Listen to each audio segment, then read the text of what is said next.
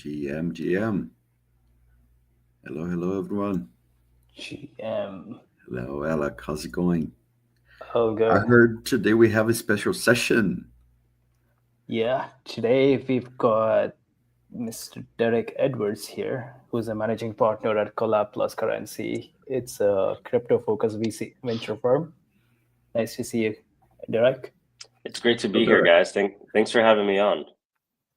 Great. So just like a quick intro, we're going to cover fundraising today. So over the last few weeks, we've gone over everything from like your ideation, social media, trying to onboard your first customers, getting into a feedback loop, and now we're going towards okay, once you've actually gone live and you've raised some traction and you want to scale. So how do you start your fundraising journey? So this is the goal: educate builders on your fundraising strategy. When do you actually start raising? Different types of fundraising, and yeah, I'll just hand it over to you, Derek. That sounds great. Yeah, I'm happy to. I think maybe the best thing to do is to maybe just like walk through why fundraising, and it'd be useful, I think, if you guys jumped in with questions along the way, and I'm happy to kind of like respond to them.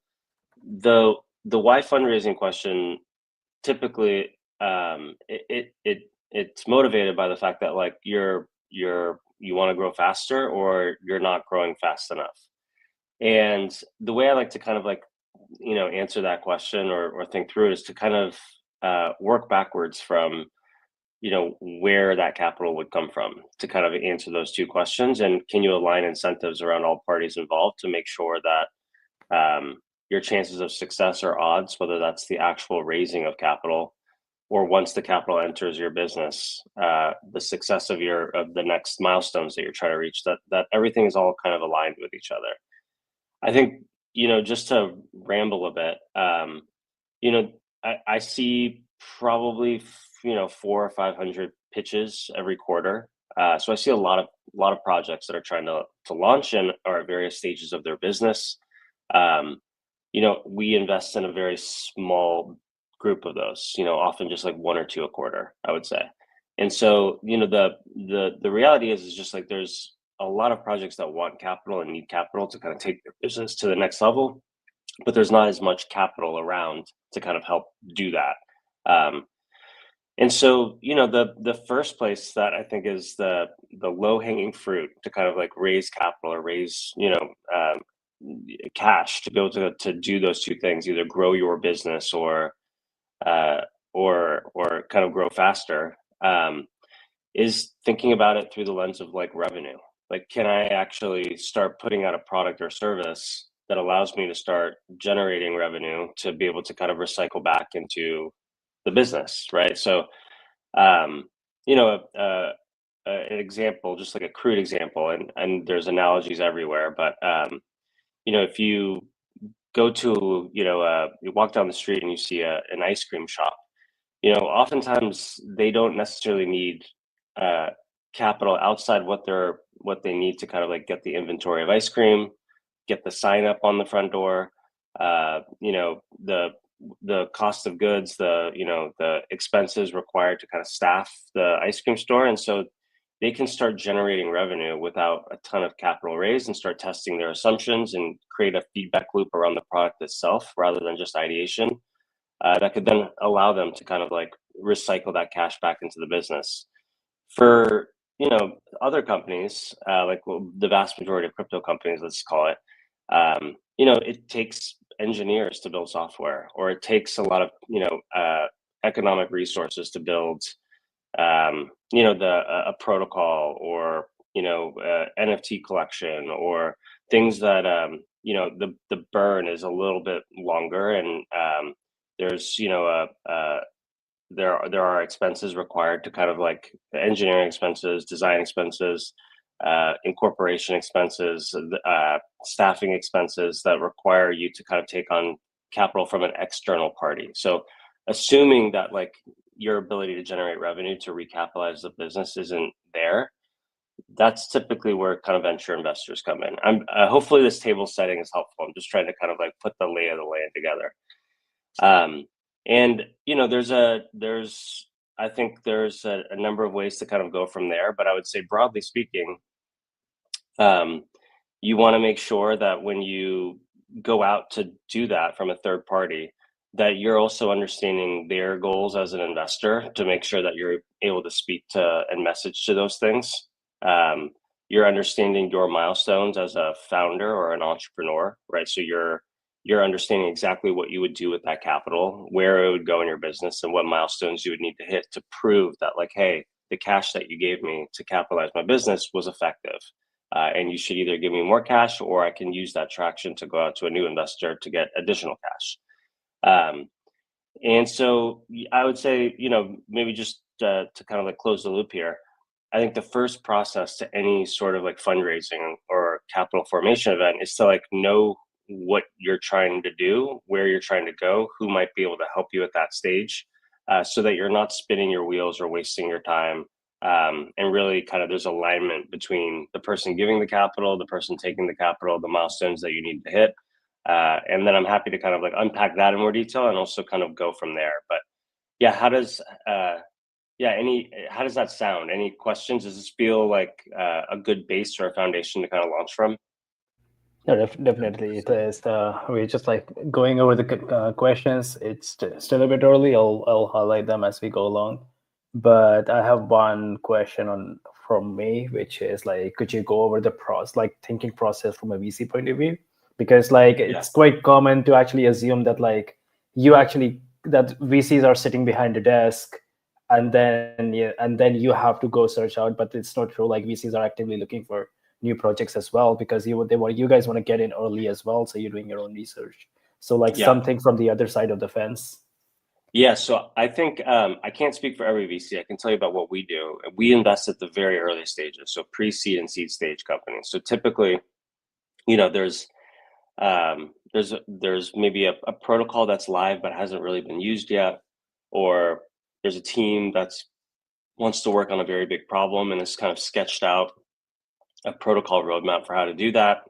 They've done their own research, but typically, because so much of what we do is at the very earliest stage, it does take some work to kind of like build a machine internally to be able to do that effectively. So to your point, Alok, we're constantly meeting as a team. We meet every day. We're constantly having investors prepare memos and ideas and theses around the space as it's evolving, even before they're able to see a project working on those things, so that we can kind of be familiar with these concepts before a project approaches us. We're constantly taking in inbound. And so, we get a lot of inbound, and we're constantly sorting through that and making sure that, okay, this thing aligns with our general thesis, or this one's not quite a great fit at this stage. And then we're doing lots of calls. So, we're meeting with founders who can kind of prepare and pitch and present the thing that they're working on. And maybe they'll end up doing that 3 or 4 times with us. But I would say, to your point, Alok, a lot of it is just like having a machine that can resource lots of different things at any given moment. I think the other thing that you're kind of hinting at is just like the perspective of like what makes us interested in something. And I think this is a unique kind of question for every venture investor. It's like, what's in scope for what they do. Every couple of months we end up revisiting a lot of the thesis we have and just saying like, hey, is this still playing out in the way that we think, or is there some new idea that we want to be able to resource and research? And so we'll end up creating what's called like a scope, or like a lens by which we're viewing the world around us. And good venture investors will really do that in advance, and then try and find and run into and meet and resource projects that are kind of within that scope. There will, of course, be founders who are working on things that we never could have thought of. And so all of a sudden we want to, revisit that scope and maybe open it up a bit.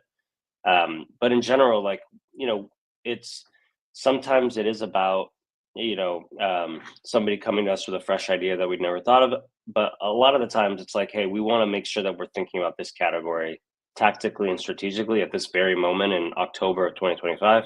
And we want to find smart people who are working in that category to help us underwrite and find businesses that are working on it.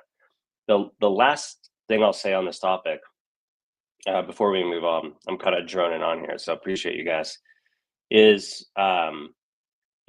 not every business is a venture business, and I think this is a difficult thing to hear for entrepreneurs or startups.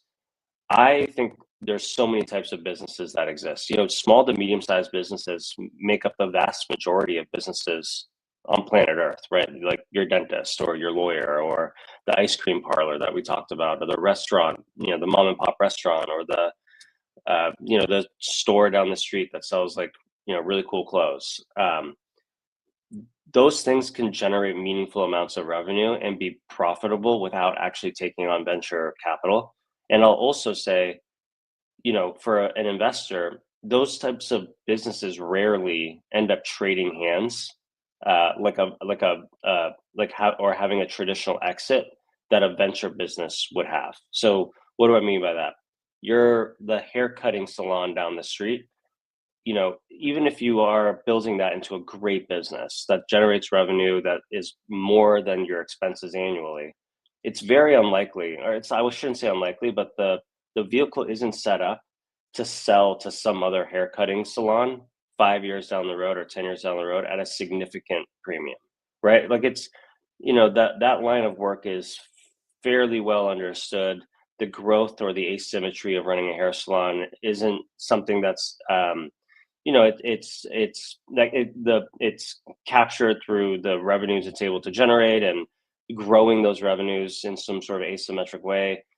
Very rare for like a hair cutting salon to do that. And so as an investor, I can't look at that business and say, if I put $1 into that business, I'm going to get $10 out. I think if I put $1 into that business, maybe I'll get some dividends annually, or I'll get some sort of like, share of the revenues that pay for itself over 10, 15 years, but it's not what I would call like a venture style outcome.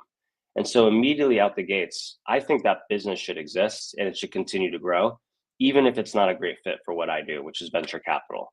And so I think sometimes founders need to also recognize like, hey, is the thing I'm building going to lead to some sort of venture style outcome? Are the probabilities there? Or should my goal really be to just generate meaningful amounts of revenue that outpace my expenses? In which case, I shouldn't even bother with going down the venture capital route because it's just not a good fit for what they do. Does that framework kind of like make sense? Absolutely. Yeah, that's actually like sort of deep dive into the thought process and the strategies. So that was great. Thank you. Yeah. There's a lot of vibe coding solutions. They're focusing problems that are low-hanging fruits. So haircuts in salon might see a problem like booking cuts depend on the hair length, something like that. Someone could vibe code that really easily, but it doesn't mean that that's a venture backable opportunity that's going to be a unicorn in the future. This would be still a bootstrapped, a viable bootstrapped business that could exist, but it's not something the investor would back up with millions of dollars, right? I think that's right. I will also say, I hate to say that, like, listen, software is pretty, I think software is a pretty unique type of product to build. The reason why is if you can do it right, the gross margins are incredible, right? Like you spend all of this in fixed engineering costs to build a piece of software that can readily duplicate, through a subscription model or through people, downloading the software or people using the software on a monthly recurring basis, which means like your revenues can scale infinitely as a software developer, even if the fixed costs just built it one time. And so when I see that math, it's pretty interesting as an investor. It's a little different than like buying the hair salon on the corner and like hiring the barbers and making sure you've got the scissors at every station. And like, you've got you're kind of like pushing numbers to make the math work in terms of revenues and expenses. The vibe coding software is like kind of an interesting example. It actually could go either way, I would argue, which is like there could be vibe coded barber software for haircutting. That's just like the best software that's ever existed, and there is a venture style outcome there. So I'm kind of like the category could actually be quite interesting if you went into it through a software lens.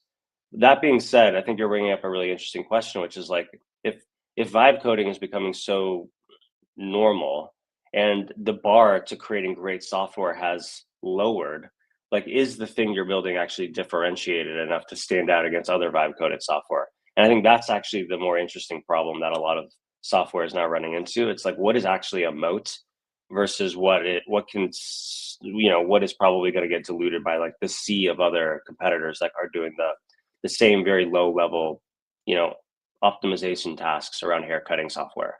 And I don't have a great answer to that question. I'm more thinking about it through the lens of like, I'm seeing a lot of the same people work on the same types of things right now. And there is this dilution happening because we do have tools like Cursor that are helping us code better. But that's interesting take. And eventually the customers themselves, they might start paying for the instead of paying for your solution, they could start paying for the vibe coding tools, and then they don't hire you. They could vibe code their own haircutting software to get their haircuts on Wednesday. That's true. Interesting take. Yeah. I mean, I just don't think it's only about vibe coding their own products. I feel that like we will get to a point where there is AI being used as a daily like assistant sort of way, where you would be like, I don't want to go to the website and make my appointment. I just want my assistant or AI agent to actually just make a reservation for me. And I think like that's the workflow we're like moving towards, where you could just say, hey Siri, book me an appointment for like 6 p.m. And then that agent would actually do all the tasks for you. I think that's right. I definitely think builders who have agentic frameworks in mind. I don't know if you guys saw OpenAI's Agent Kit earlier this week, but it's very clear that agent frameworks are going to be a humongous deal in likely the short to medium term. So, I was meeting with one of my founders who's very deep in the AI space, has raised a ton of money to build protocols and solutions around that intersection of AI and crypto. And his confidence level that 2026 was the first year that agentic workflows would really reach kind of like a mass scale was he had, a pretty good a conviction that was going to happen over the next, let's call it 6 to 12 months, where true labor was going to be replaced by some of these early frameworks.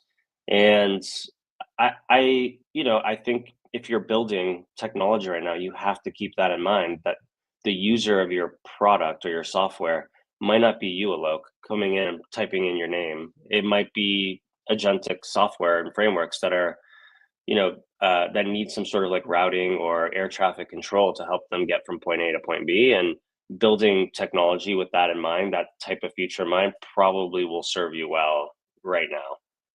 So I think that's a great point. Cool. Just a quick reminder to everyone, please, feel free to drop your comments here. So we'll go over the questions as we go along instead of like towards the end like we normally do. So so you can move on to the next section. Direct. Yes. Yeah. So I'm going to pull it up in front of me. In the meantime, will you remind me what the next section is here? Yeah, sure. 1 sec. Maybe I can talk a little bit about, I've got it up now. Maybe we can talk a little bit about raising too early versus too late. Oh yeah, that's fine. I'll just jump in and maybe cover some of these because I think these are all really great bullet points you've got here. So, I think I think the first, maybe if we're going to double back, the first major point to kind of think through is, what am I building? Like, is it a lifestyle business that can generate meaningful amounts of revenue but doesn't need venture capital? Am I building a business that needs venture capital in order to get the product out the door, which can then scale infinitely? And so venture capitalists love the idea of that asymmetry and that scale and putting the resources to work here because they can see an exit in the future, whether I IPO in 10 years or I get M&A'd for 10x the price, or I'm able to launch a crypto token that could, be decentralized and a network can form around it. So I would say the first goal is to like really understand who you are and what business you're trying to build so that you can make sure you're pointing it in the right direction. The next bullet here is making sure that you're not raising at a time when it's just too late or too early, right? So you don't want to like have 1 month of runway left before you have to shut down the venture before you're like, I think I should go raise money. Like, that's not going to work. No investor is going to, I would say if you're building a more of a lifestyle revenue generating business, waiting until 1 month before you realize you need capital probably means you're going to have to shut down the business in a month. If you're going out to an investor, giving them 1 month giving yourself a 1 month burn to kind of like find investors who vibe with your business, who understand what you're trying to do, who are able to diligence it and underwrite it, isn't just going to give you enough time. And no investor is going to look at that and say, hey, this thing's running out. I could save it with a check. But they've proved to me that they're not able to kind of like get to the next stage or think about things critically that gives them enough time and roadmap to plan in advance. Like, this is probably not a great business for me to invest in. And so you want to make sure that like you're tackling the fundraising question. I like to say you should typically have about 10 to 14 months of runway at the very lowest before you go out to raise capital. Typically, I like to see like closer to 18 months. And so, you really want to make sure that you're properly capitalized to allow investors to run their process and for you to figure out what's working, what's not working. When I communicate the venture, what do I need to fix? Are there things that I can be doing to show additional traction? So I think that's a really important piece to it, is like making sure that you're not waiting until it's too late. I'll also say, if you are raising venture capital, it's really important that you don't go out with nothing. Like, you want to show demonstrable traction, or you de-risked the business in some way since the last time you took capital, to point to investors that you should be raising at a valuation that makes sense. And that's typically higher than the last valuation that you had. And so I think often a mistake investors or entrepreneurs will make, just to speak to the other side of the spectrum, is that they'll go out to raise capital, and investors are unable to kind of price this thing effectively because either they didn't de-risk the business through revenue, they didn't de-risk the business through building software, they didn't de-risk the business by hiring great people. And so they're essentially, not enough traction has been made for them to kind of warrant investigating or diligencing the business any further, because it's clear that there's just not enough work that's been done to kind of grow the business or grow the valuation. And so I would say you kind of want to thread that needle effectively. You want to prove that you've hit milestones. You want to prove that you've made traction. That's important to showing the health and wellness of the business. And typically you don't want to wait until you've only got 8 months of runway, because it's going to take time to raise rounds. Sometimes it can take a couple of months at the most to kind of like put a round together. I'll also just say on this thread, which is like common fundraising mistakes founders make, there is a tendency to not control the process when you go out to run a financing round. So, something that I like to see is, a founder who knows that like they have a limited amount of time to make a process work. So, I like it when founders reach out and they're like, hey, we're raising this round. We're going to run a process. We're only going to run this process for 6 weeks. We're going to meet with as many people as we can. We're going to meet with new investors every day.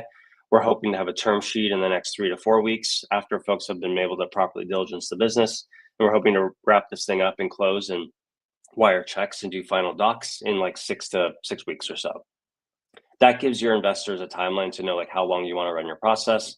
That gives the founder time to know like, hey, I did all I could to run an effective process, but I have to cut bait after 6 weeks if it's not working, and hit new milestones or de-risk the business further to be able to go out again. And I would say letting a round just hang around the hoop for months and months and months is the surest way to not get funded. It just shows you're not able to control the business. It shows you're not able to control the process.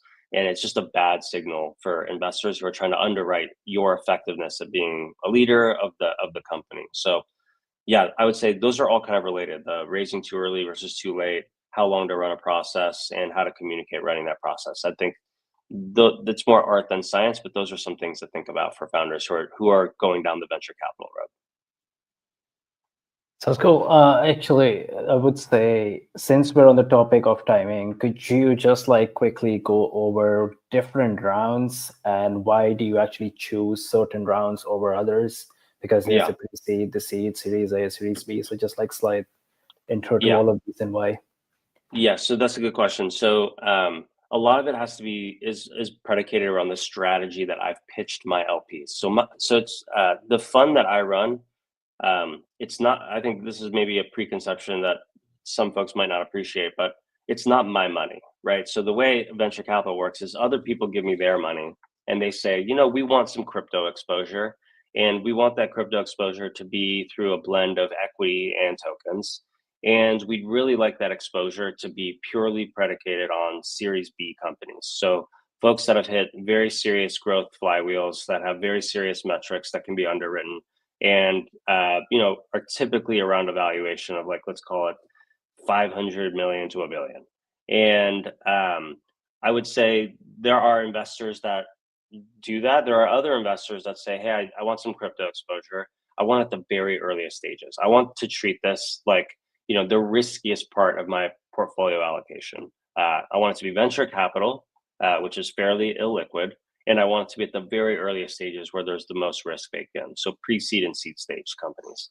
And that's what I do. I would say it's, you know, I think why did I decide to do that? You know, I think we all have our skills in life. I like to think that myself and my team are very, very good at understanding when there's integrity and alignment between a founder, a problem, and kind of like let's call it the macro landscape, for that success to be more probable around that business than other investors who are able to do that similar type of diligencing. And that's where like I cut my teeth. It's like that's where I think I have the most edge, and so that's why I focused what I do as an investor at that area of the stack. Other investors may just be better, you know, are more skilled at you know, growth rounds, and you know, being able to kind of project out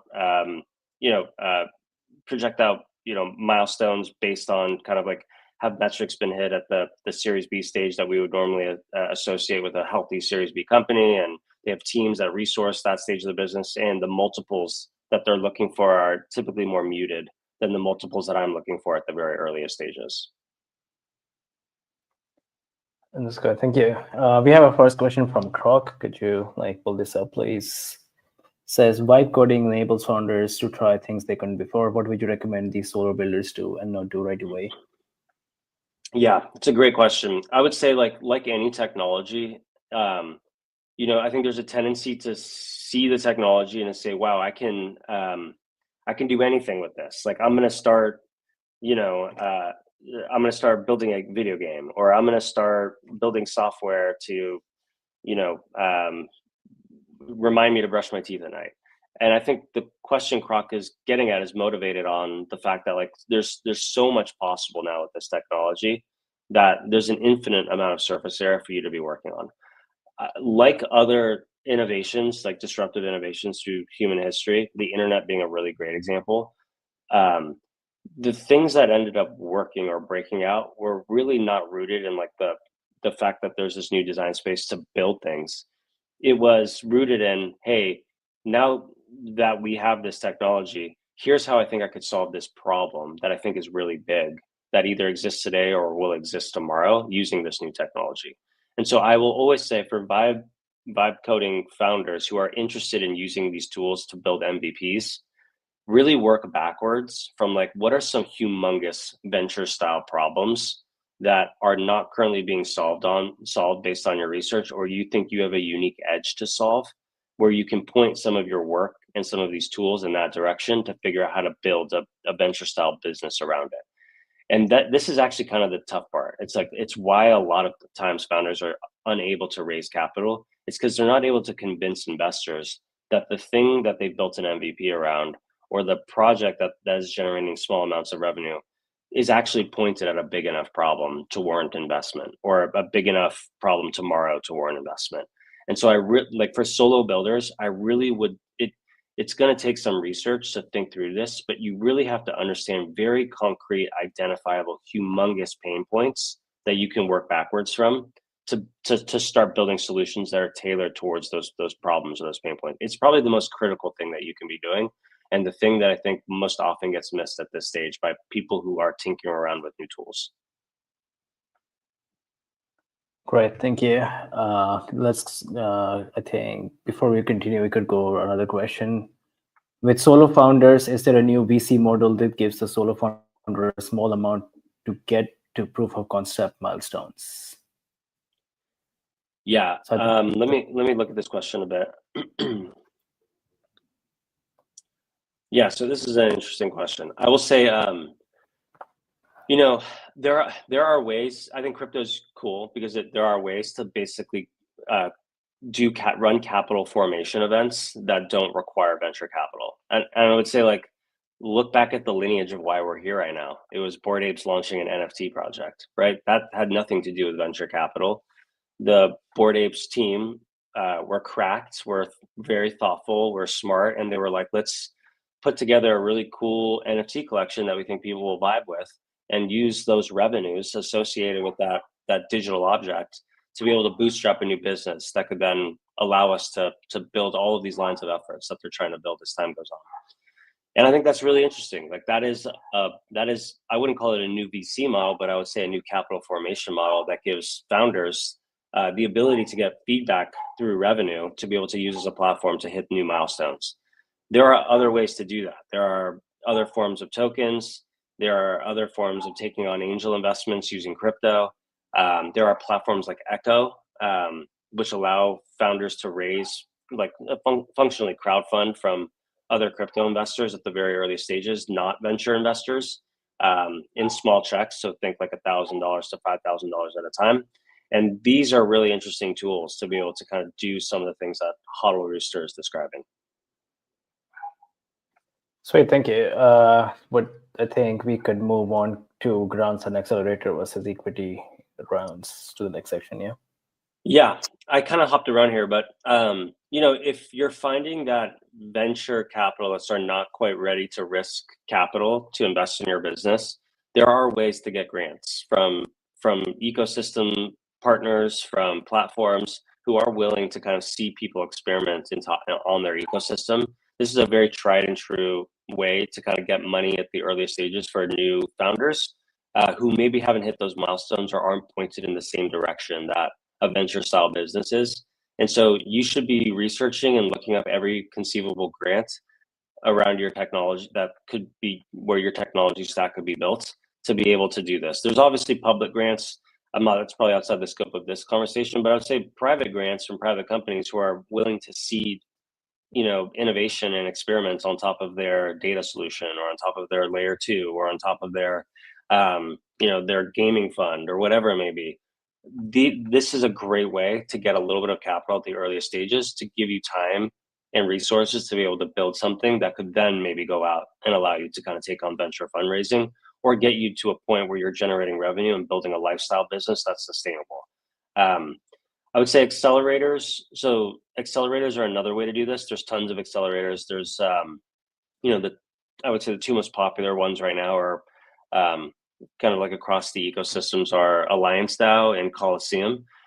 Both of them are, I think they've done a great job of allowing founders to come with ideas and those accelerators giving them the tools and resources to have time and patience and a little bit of capital in exchange for some equity to be able to build a protocol or a platform or a product. And typically it's often like a 6 to 12 week time frame. I like those projects as well because they allow you to kind of do a demo day that's kind of funneled for investors. So let's say you go through the accelerator at Alliance DAO or Coliseum. At the end of the 6 weeks or the 8 weeks or the 12 weeks, there's basically what's called a demo day. It aggregates all the projects that are in that cohort. Investors like me and dozens of other investors can tune into the demo day and say, hey, I really like what Hodl Rooster is working on here. Like, big problem, really cool founder. They've de-risked it in these ways. I'm going to meet with him after the demo day and just learn more about his project. And so I'd say accelerators are amazing distribution tools to kind of like getting your connectivity pipeline to see what you've been working on in a kind of a constructive environment for the last 12 weeks. That's great. I actually had one question regarding, you said that like you actually look at Coliseum. I think it's mostly around the Solana ecosystem, if I'm not mistaken. Coliseum is, yeah. And Alliance DAO, I think, is everything in Web3, pretty much. So, yes. Yeah. So my question is like, what are the let's say, how do you actually? I'm thinking of like from the ecosystem point of view. So like, what have you actually noticed in terms of like which ecosystems are actually like really supportive and essentially if for a builder they choose ecosystem, but that's a strategic decision. So what Yeah. sort of strategy do you think it works for ecosystems to actually support these builders? So it's not just like for the builders itself. It's like what can the ecosystem do to actually make those builders thrive Yeah, even further? it's a great question. I think the first thing I'll say is both Alliance and Coliseum were not part of any sort of technology environment. They didn't come out of the Solana Foundation. These were, these are essentially platforms that were built to support a market need that they saw, but they weren't really affiliated with Ethereum or Solana or Avalanche or any of these platforms. They were just, the thought was like, we can build a better accelerator model in a private way and allow kind of what we've seen with Y Combinator and Techstars and some of these other accelerator models to exist in kind of digital environments. So I guess the first thing I'll say is like, it's not necessarily the role of like the chain, for example, to build this, although they can certainly help. So the support, maybe to answer that question directly, the support that these things gave wasn't necessarily through like, grants from the chain or some sort of like technology help, or some sort of like services business or marketing help. I think they just built really great platforms that were very good at doing different things at different stages of the stack. So really great at finding and qualifying, the right founders to kind of start working in the accelerator. The next is those founders were willing to get feedback and help shape their business as time went on from, who was running the accelerator and the different types of accelerator participants that were in there. There needs to be kind of like a fun match of people that can like bounce ideas off of one another. Then, the distribution platform, there needs to be a network by which the accelerator can reach out to investors like me or to other technologists who are looking for the next thing to work on, to say like, hey, we've got 12 great projects that are at different stages of their business. You should just learn more about them because they're looking for co-founders, they're looking for venture funding, they're looking for their first users. And these are things that this is what you should keep an eye on. And then, in exchange, they take a little bit of equity, and you need some of those companies growing and working out for them to be success stories to make other founders want to go through that accelerator process. And so it's kind of like the whole life cycle needs to be optimized for these accelerator models to kind of like really work. That being said, ecosystems can certainly play a role in help. I know the Solana founders invested in some of these accelerators with their own personal capital. They're sending projects that they think are interesting to them. They're, if there's a cool founder that pitches Anatoly, just as an example, Anatoly will be like, hey, this is a cool idea. You should just go through the accelerator and kind of work on it a bit. And so there are real benefits to kind of like being enmeshed in like the ecosystem that can help create better ecosystem flywheels. I think if you're a Solana or a Base or some of these like layer ones or layer twos that are looking to support this type of innovation. Okay. Yeah. So actually, that makes a good point. What I actually wanted to ask earlier.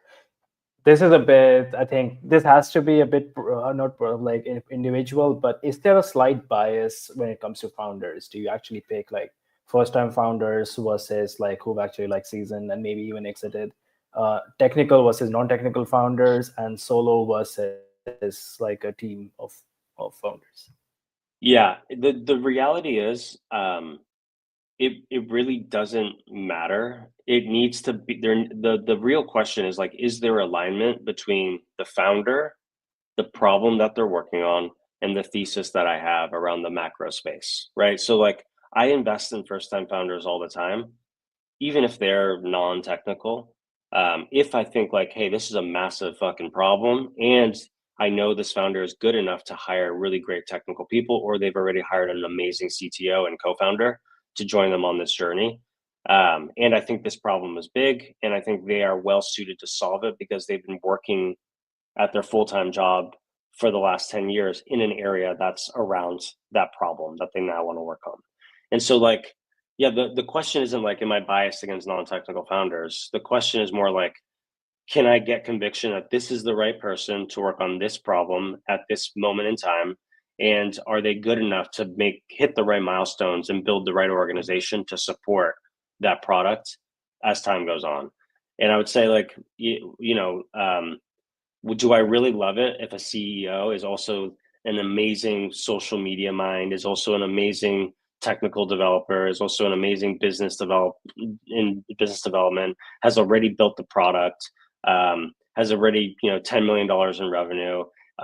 Of course, like all of these things are useful, right? Like they would help, but they are not mutually exclusive to getting funding. It's a slightly different calculus. And so this is why I keep harping on like making sure you know who you are and what you're good at and what type of business you're trying to be. That to me is actually the harder part. And like making sure you're building in a category that can expand and can be valuable and there's asymmetry. And it's something that's authentic to you as a founder, right? Like because you grew up with this problem, or because you've seen this problem for 10 years at work, or because you've faced this problem as a user, and now you're trying to solve your own pain point. And you're very good at and you can be very good at hiring the right people around the project to kind of grow the business as time goes on. Those things are far more. I put far more weight into those things than I do seeing whether or not you're technical or non-technical.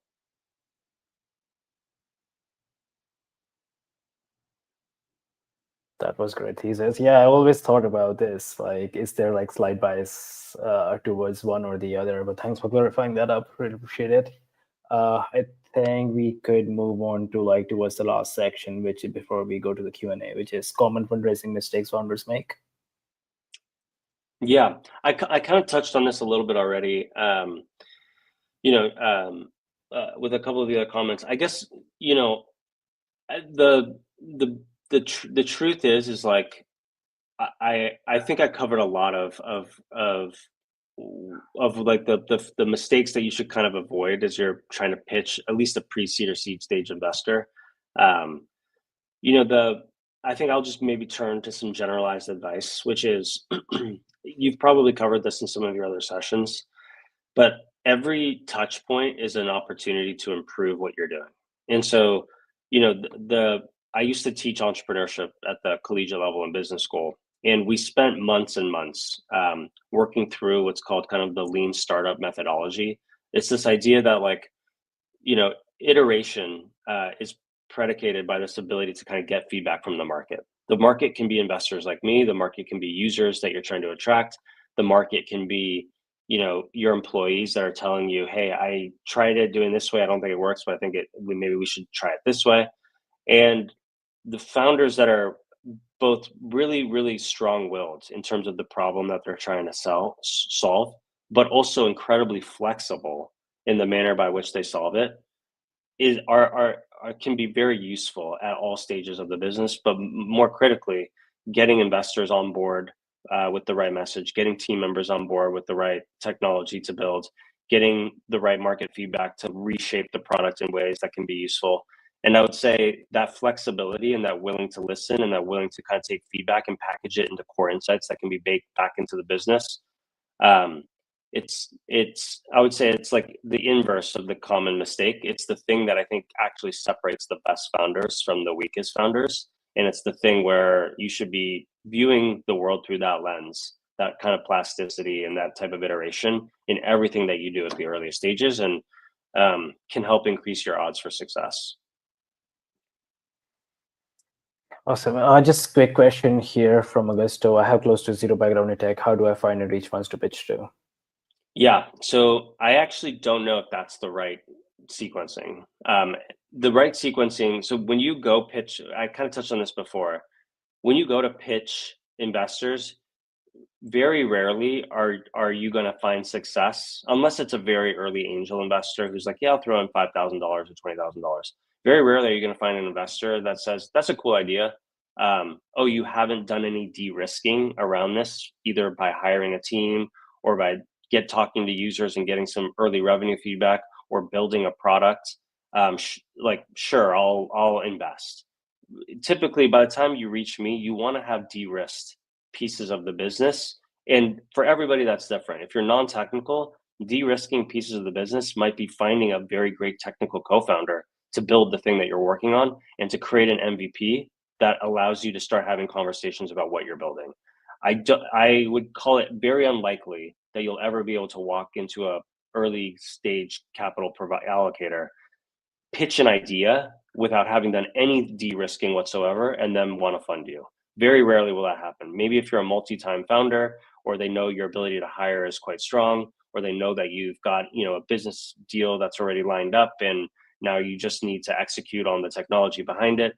But even then, it's kind of a stretch. And so your first task as an entrepreneur is to prove to investors that you know how to de-risk pieces of the business, not shuffle the risk to them to give you money, right? That's just the wrong way to think about it. And so my advice to, I can't remember who was just asking that question. My advice to you is Augusto, start de-risking the business. You got to find a technical co-founder that can build an MVP with you. You got to find your first user who can give you feedback and make your product better. You need to do the research to prove that the market is big and that the market is willing to pay for whatever the thing is that you're building, and then you can demonstrate this is what growth looks like and this is what asymmetry looks like in the vertical that I'm operating in and the product that I'm building before you ever even try to get in touch with an investor, or else you're just going to waste your time. Like, they're not going to be interested if you haven't done any de-risking yet. That was great. Thank you so much. We are approaching towards the end of the session, so we don't have any more questions from the audience. But I have one more question. Sorry. You said that size of the market, and I think in our second week we had a conversation with PP Man who talked about different metas appearing. So the size of the market could actually shrink or expand based on the meta/narrative. So do you actually, let's say, actively follow the metas, and then your scope, let's say, broadens once you see a project that actually fits the meta, even though on any other day you would not normally consider it? The meta is actually a really interesting way to look at it. I will say you can lose your money very quickly if all you're doing is just chasing metas, right? And just saying okay, I don't even know where to begin, but the metas are typically a lagging indicator for innovation. I'll give you an example. Prediction markets are really having a moment right now, right? I would consider prediction markets to be in the meta. The reality, though, is unless you've been working on this space for 4 years or 5 years, it's unlikely, without some sort of breakthrough insight, that you're going to benefit from this meta as a technologist. Sure, you can start building prediction market software right now in 2025, but the reality is the market's already consolidating around 2 major players. And just because it's in meta and having a moment doesn't mean this is the category now you need to be building. The category you needed to be building, or the category of prediction markets, should have really started 5 years ago. And you should have, done the hard and heavy lifting to get to a point where it's now in meta. And so I think there's a tendency for people to see these metas and say, I got to jump in and work in that category. I've just seen, I don't know, an example would be the TCG collectible cards protocols. I've seen, Courtyard having a moment. I got to build something in cards. The reality is a lot of these businesses have been building for years and carving out these markets and are now benefiting from the halo of attention coming into that meta.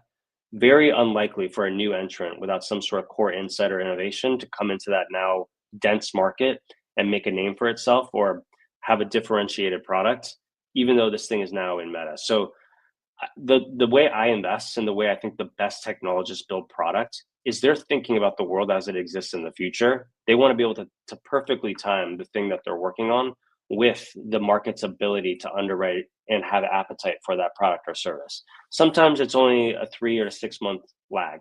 Sometimes it's a 3 to 5 year lag. But very rarely do I see a fast follower into a meta and just say that's interesting. More often than not, these things get washed out and aren't able to compete at the margins. Great, thanks for clarifying that. I feel that we saw that during the last meta, which not last meta, but last year during the AI agent meta, because it's it just blew up. I think through the success of virtuals and AI XP. What's that? AI XPT. Yeah, AI XPT. And Eliza. Yep. Yeah. So I think that's right.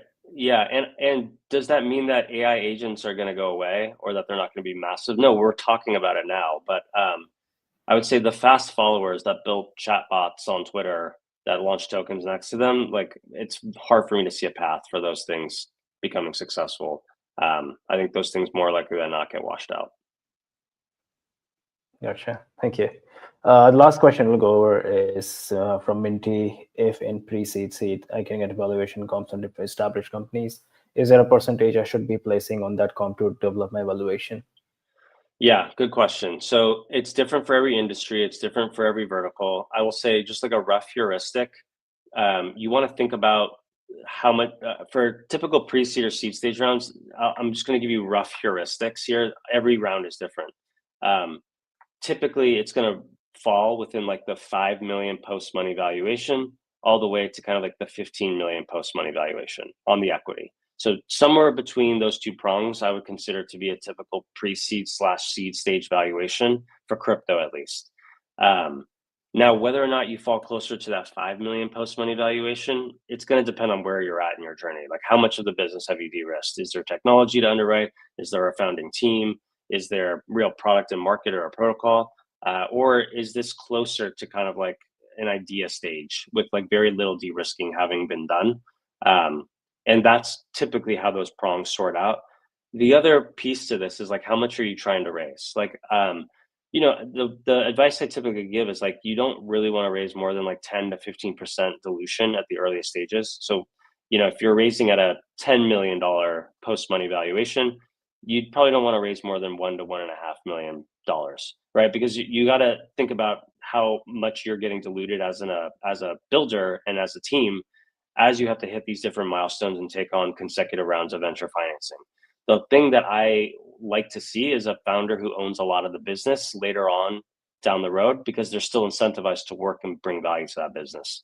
And so, giving up 30% of your company or 40% of your company in your very first round, it can be really difficult to chart a path where like you have to hit these consecutive venture rounds and not have just a very dwindled ownership stake by the end of it. It just, that type of alignment will often lead to kind of like misaligned incentives, and that can be a red flag to avoid. And so the last part to this is like, some of these networks or some of these projects that are raising equity will also have networks. And so oftentimes this idea of like the network valuation will be implied at these earliest stages. And typically that's anywhere between 1 to 1. So it matches the equity valuation, or 2 to 1. So if you're raising a 10 million post money valuation, maybe the network is implied to be valued at 20, so that you can give away 50% of the network to your users at some point in the future. I would say, I don't know if I'm answering the question directly, but that's a good way to think about it. Minty, if you have any more doubts, feel free to drop a follow-up question, but I think that should cover what you were looking for. Last question before we close is from Croc. What are your thoughts on the current tech available to onboard people outside our echo chamber? I think it should be our echo chamber, yeah. Yeah, I think things like Privy and embedded wallets are amazing. I think, there are products like Crossmint that I think do a great job of translation between fiat and crypto.